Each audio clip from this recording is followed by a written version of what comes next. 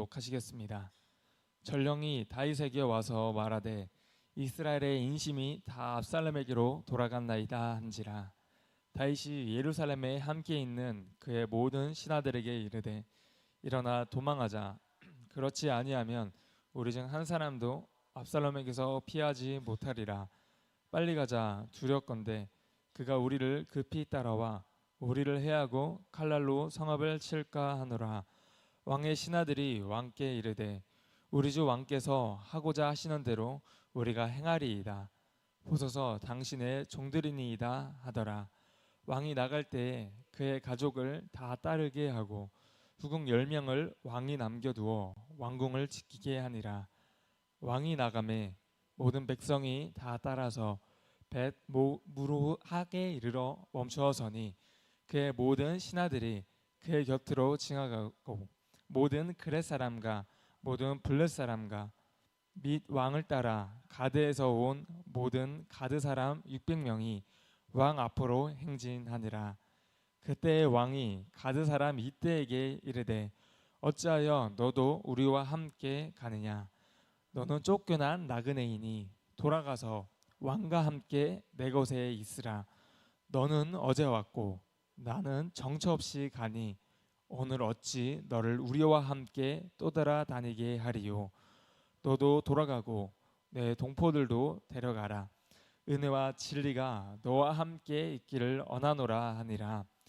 이때가 왕께 대답하여 이르되 여호와의 살아계심과 내 주왕의 살아계심으로 맹세하옵나니 진실로 내 주왕께서 어느 곳에 계시든지 사나 죽으나 종도 그곳에 있겠나이다 하니 다윗이 이때에게 이르되 와서 건너가라 하매 가드 사람 이때와 그의 수행자들과 그와 함께한 아이들이 다 건너가고 온 땅 사람이 큰 소리로 울며 모든 백성이 앞서 건너가매 왕도 기드로 시내를 건너가니 건너간 모든 백성이 강야 길로 향하니라. 보라 사독과 그와 함께한 모든 레위 사람도 하나님의 언약궤를 메어다가 하나님의 궤를 내려놓고 아비아들로 올라와서 모든 백성이 성에서 나오기를 기다리도다. 왕이 사독에게 이르되 보라 하나님의 궤를 성읍으로 도로 메어가라. 만일 내가 여호와 앞에서 은혜를 입으면 도로 나를 인도하사 내게 그 궤와 그 계신 데를 보이시리라. 그러나 그가 이와 같이 말씀하시기를 내가 너를 기뻐하지 아니한다 하시면 종이 여기 있사오니 선이 여기시는 대로 내게 행하시옵소서 하리라. 왕이 또 제사장 사독에게 이르되 내가 선견자가 아니냐. 너는 너희의 두 아들 곧 내 아들 아히마스와 아비아달의 아들 요나단을 데리고 평안히 성읍으로 돌아가라. 너희에게서 내게 알리는 소식이 올 때까지 내가 강야 나루터에서 기다리리라 하니라. 사독과 아비아달이 하나님의 궤를 예루살렘으로 도로 메어다 놓고 거기 머물러 있으니라. 아멘. 기도하겠습니다. 하나님 아버지, 오늘도 새날 허락하셔서 새벽에 이렇게 나와 예배드리게 하시니 감사드립니다. 하나님, 오늘도 우리가 주의 말씀 안에 거하여 살기 원합니다. 하나님 말씀이 우리의 삶을 이끄는 삶 하루 되게 하여 주옵소서. 우리가 어디에 있든지 성령님과 늘 동행하는 삶을 살게 하여 주시며 또 매순간 하나님께 예배드리며 또 주님을 찾는 우리 가운데 하나님을 더 가까이 하는 은혜 허락하여 주옵소서. 하나님 또한 이곳에서 기도하고 간구하는 그 기도 제목마다 하나님의 선하신 뜻대로 응답하여 주시고 또 하나님 아버지의 뜻을 쫓아 기도하며 간구하는 시간 되게 하여 주옵소서. 오늘 우리에게 세임과 능력을 부어주실 줄 믿사오며 우리 구 예수 그리스도의 이름으로 기도드립니다. 아멘. 다윗은 젊은 시절부터 사울에게 항상 쫓겨다니던 삶을 살았습니다. 그런데 이번에도 다윗이 또 쫓기게 되는 사건이 일어납니다. 본문 13절과 14절입니다. 전령이 다윗에게 와서 말하되 이스라엘의 인심이 다 압살롬에게로 돌아갔나이다 한지라. 다윗이 예루살렘에 함께 있는 그의 모든 신하들에게 이르되 일어나 도망하자. 그렇지 아니하면 우리 중 한 사람도 압살롬에게서 피하지 못하리라. 빨리 가자. 두렵건대 그가 우리를 급히 따라와 우리를 해하고 칼날로 성읍을 칠까 하노라. 아멘. 전에는 장인어른이었던 사울에게 쫓겨다녔다면 이제는 자신의 아들인 압살롬에게 쫓겨다녀야 하는 신세가 되었습니다. 압살롬의 반역 소식을 들은 다윗은 왕궁에 10명의 후궁들만 남겨두고 예루살렘을 급히 빠져나오게 되는데요. 이는 나단 선지자가 예언했던 말씀이 성취되는 계기를 제공합니다. 그런데 다윗이 왜 그토록 급하게 도망쳐 나왔을까요? 왜냐하면 압살롬의 세력의 규모가 어느 정도인지 가늠할 수가 없었기 때문입니다. 또한 압살롬은 자신의 형 암몬을 죽일 때에도 아주 치밀한 계획 속에서 그를 죽였는데요. 그런 압살롬의 기질을 보았을 때 그가 아무리 아버지일지라도 목숨을 부지한다는 장담은 없었습니다. 이에 위협을 느낀 다윗과 그의 신하들은 예루살렘을 급히 빠져나옵니다. 다윗의 신속한 판단은 자신에게 속한 자들의 수많은 목숨을 건집니다. 그렇게 그의 무리들은 예루살렘을 급히 빠져나와 벳메르학이라는 곳에 이르게 되는데요. 이것에 잠시 멈춰선 이유는 급하게 피신한 다윗이 잠시 전세를 가다듬기 위함이었습니다.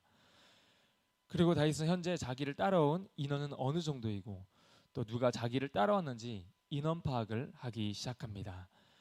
그 중에는 가드 사람 이떼라는 사람도 함께 포함되어 있었습니다. 가드 사람 이떼는 무슨 용고인지 본국에 돌아갈 수 없어 이스라엘에 머물게 된 이방인이었습니다. 가드 사람 이떼는 다윗의 소식을 듣고 600명의 군사를 이끌고 다윗을 따라왔습니다.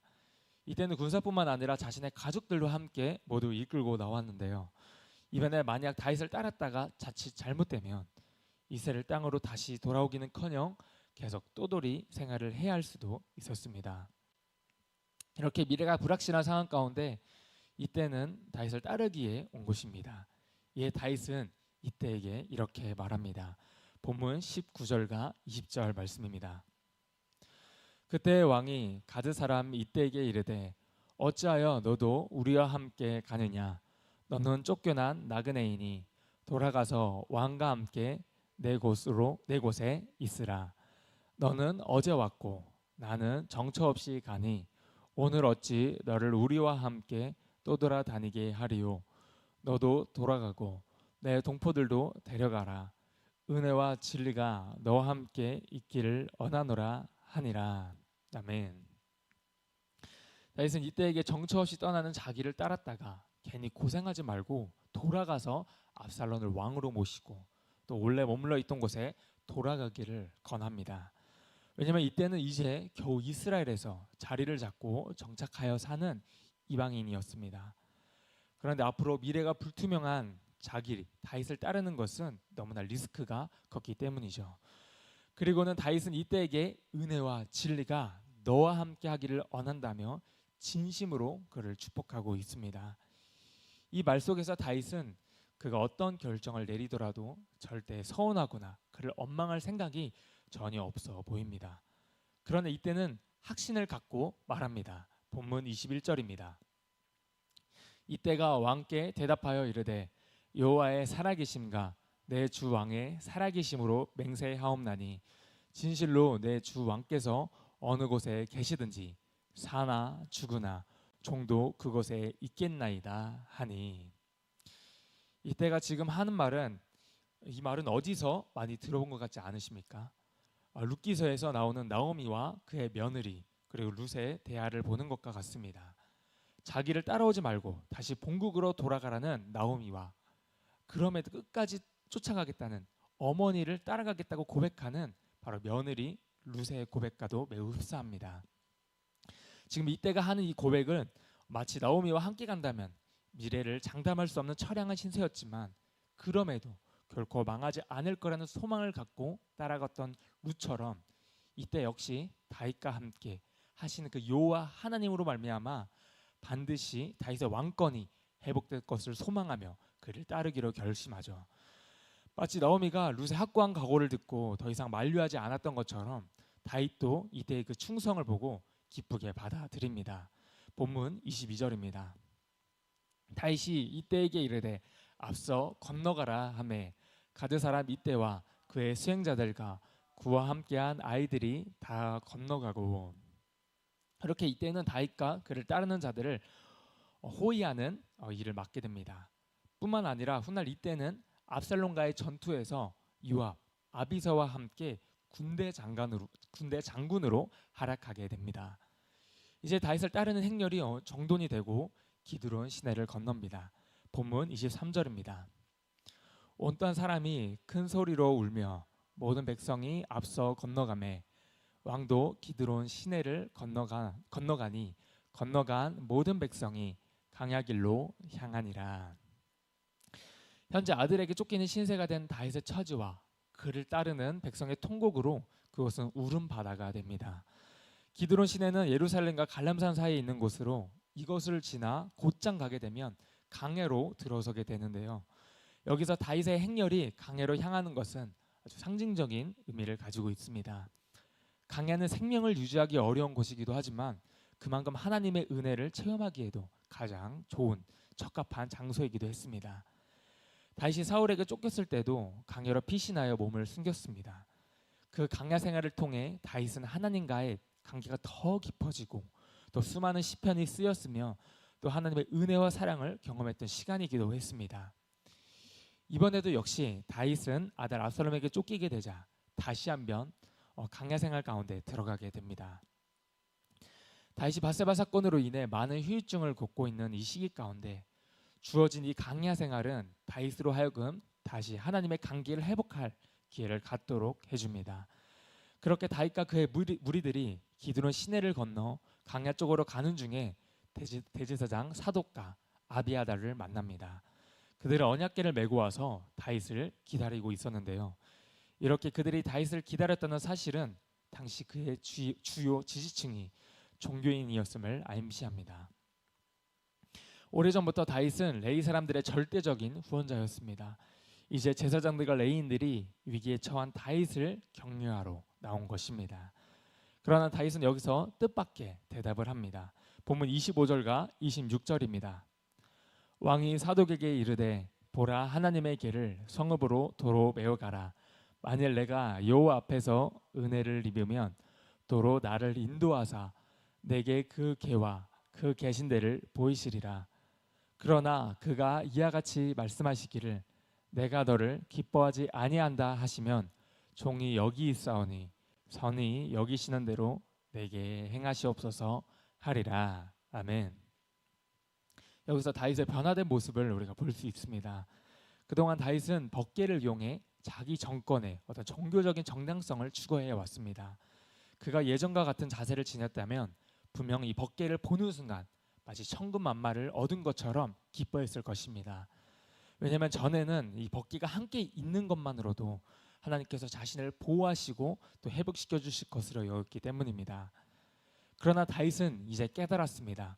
하나님의 법궤가 함께 있다고 해서 재앙을 면하거나 또 불확실한 미래를 확실하게 하는데 수용되는 수단이 아님을 깨달았습니다.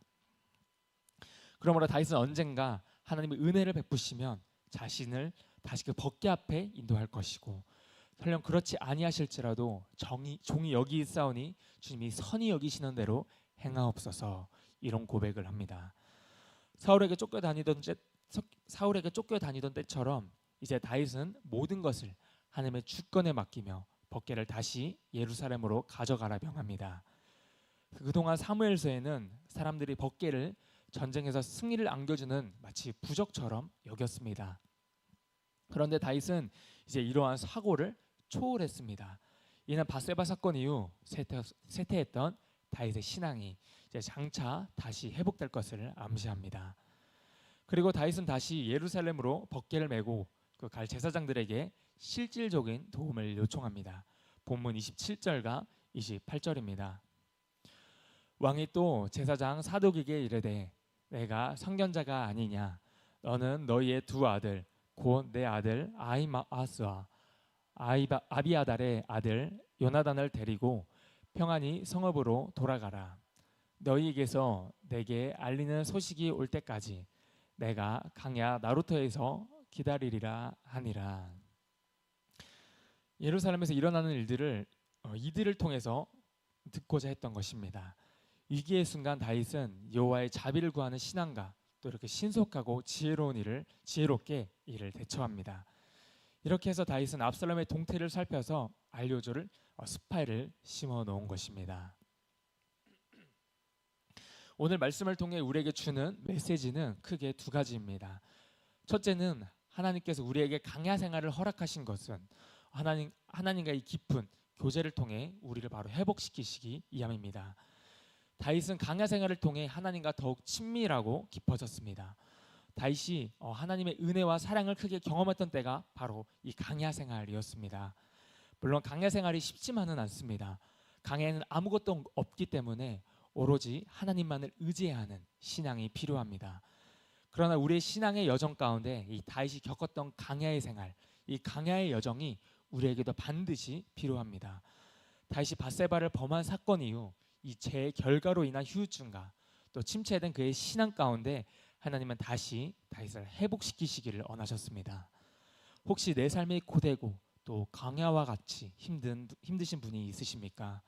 아무것도 의지할 것이 없고 또 소망도 없고 오로지 하나님 한 분만을 바라볼 수밖에 없는 강야에 놓으신 분이 계십니까? 그분은 하나님께 은총을 받은 자인 줄 믿습니다. 하나님께서 그 강야를 거쳐서 하나님과 그 깊은 교제 가운데 들어가게 하시고 우리의 신앙을 회복시키시며 하나님께 모든 것을 맡길 수 있는 성도로 거듭나게 하실 것입니다. 둘째는 이때 이 결사각오의 고백과 신앙이 바로 우리의 신앙과 고백이 되기를 바랍니다. 이때의 고백을 우리가 다시 한번 읽도록 하겠습니다. 본문 21절입니다.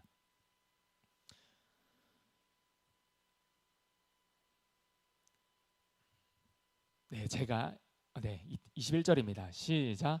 이때가 왕께 대답하여 이르되 여호와의 살아계신가 내 주 왕의 살아계심으로 맹세하옵나니 진실로 내 주 왕께서 어느 곳에 계시든지 사나 죽으나 종도 그것에 있겠나이다 하니, 이때의 고백은 룻기에 나오는 룻의 고백과도 매우 흡사한 부분이 있습니다. 이때와 룻, 이 둘의 공통점이 무엇입니까? 이때는 다윗을 따를 때 미래가 아주 불확실했습니다. 다윗을 따른다면 수많은 위험이 따랐습니다.